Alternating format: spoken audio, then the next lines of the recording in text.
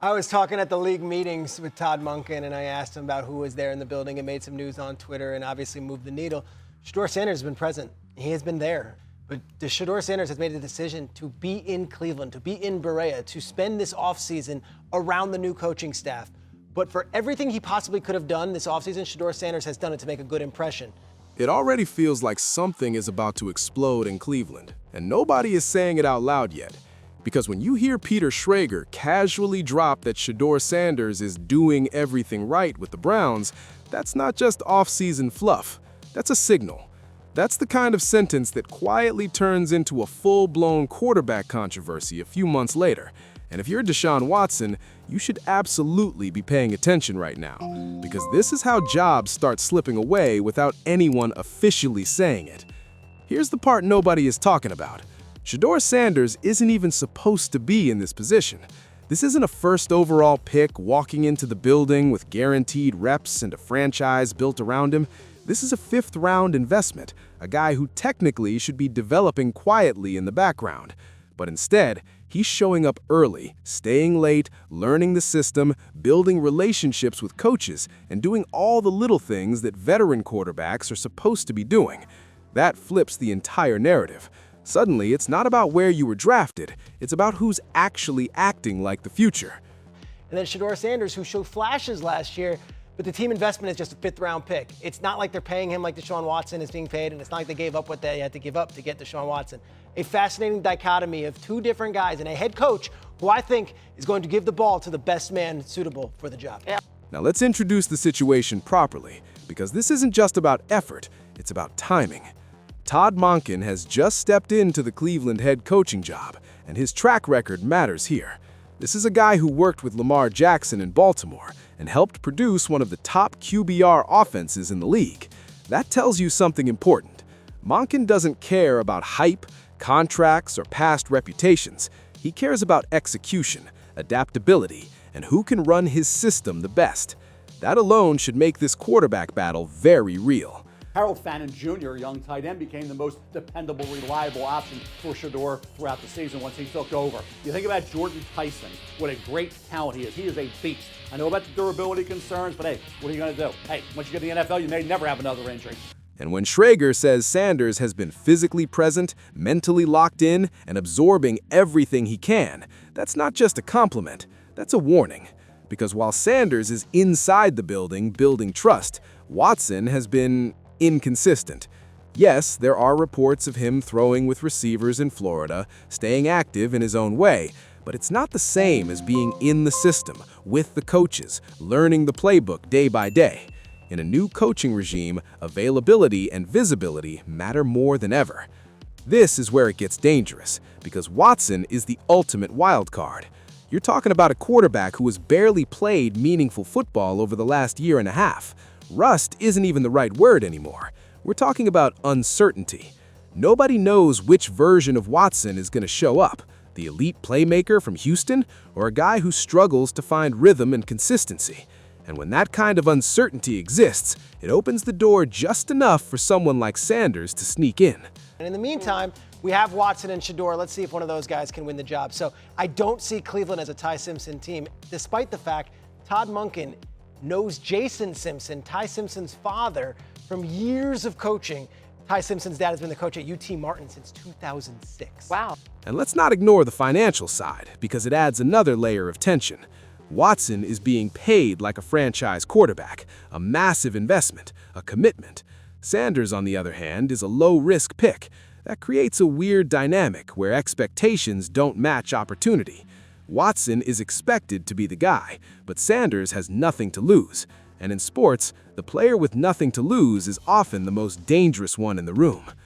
This is where young players usually make a mistake. They try to force the moment. They try to impress too much, do too much, be something they're not. But everything we're hearing about Sanders suggests he's doing the opposite. He's not trying to take the job on day one. He's trying to earn respect. He's trying to understand the system. He's building credibility step by step. And ironically, that's exactly how you end up taking the job anyway. Now let's talk about what's happening around them, because this situation doesn't exist in a vacuum. The Browns also have major decisions to make in the draft. With multiple early picks, they're looking at wide receivers and offensive line help. Names like Jerry Jeudy have already been part of discussions, especially after issues with drops that turned potential touchdowns into interceptions. That matters, because quarterback success isn't just about talent, it's about support. If Cleveland upgrades their weapons and protection, whoever wins this quarterback battle is stepping into a much better situation. And that's where the strategy becomes fascinating. There are reports suggesting Cleveland might not even go quarterback early in the draft. Instead, they could focus on building the roster and revisit the QB position in a stronger 2027 class. That tells you everything you need to know. The organization is essentially saying, let's see what we have first. And what they have is Watson versus Sanders, experience versus hunger, contract versus momentum. Meanwhile, across the league, other teams are making bold moves that only increase the pressure in Cleveland.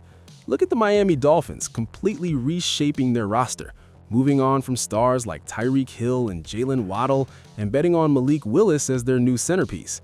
That's a franchise willing to reset everything to find its identity.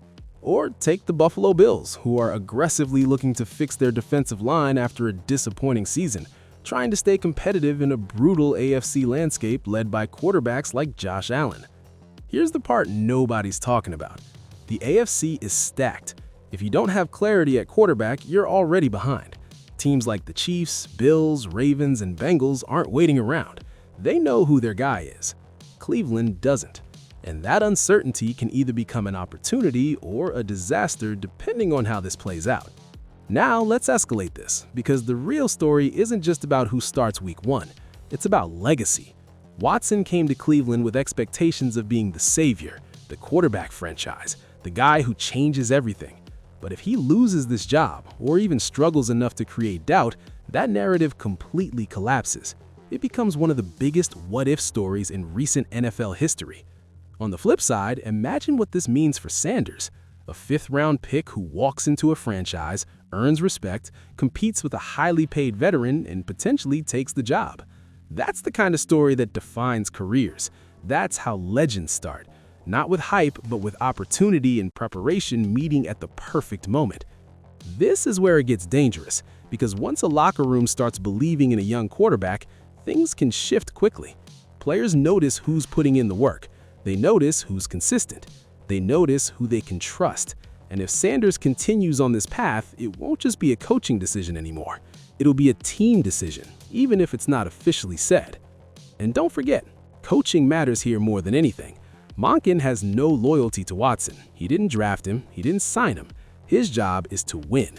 And if Sanders gives him a better chance to win, even slightly, that's the direction this could go. Coaches don't survive long by protecting contracts. They survive by making the right calls. This is where young players usually make a mistake. They think the league will wait for them. They won't.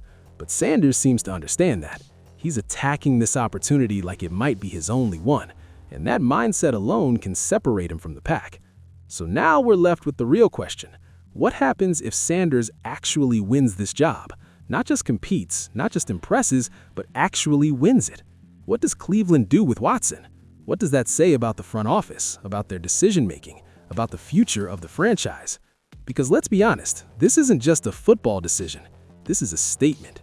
If Sanders becomes the starter, it's Cleveland admitting that performance matters more than investment, that development matters more than reputation. And that's a risky but potentially franchise-defining move. And here's where I'll leave you, because this is the debate nobody wants to have yet. If you're the Browns, do you go with the proven name who hasn't proven anything recently, or the young quarterback who hasn't proven anything yet but is doing everything right? Because one thing is clear, this isn't just an off-season storyline. This is a ticking situation. And when the season starts, somebody's going to be proven right, and somebody's going to be exposed.